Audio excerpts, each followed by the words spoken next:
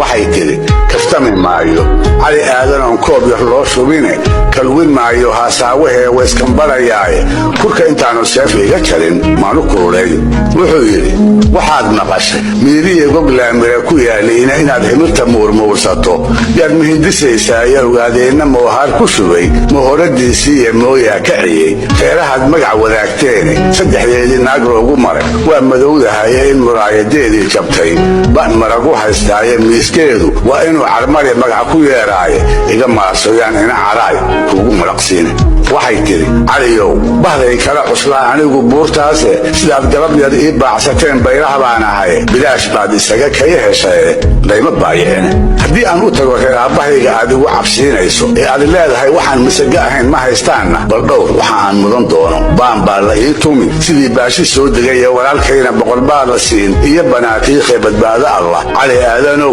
wisbedelayaaye fursadaha laba dayacay ka mid noqo dadka joogtada ugu xidhan Henax ku xirmo baraheeda bulshada oo ka qayb qaado tartamada fudfudud ee ay qabato Henax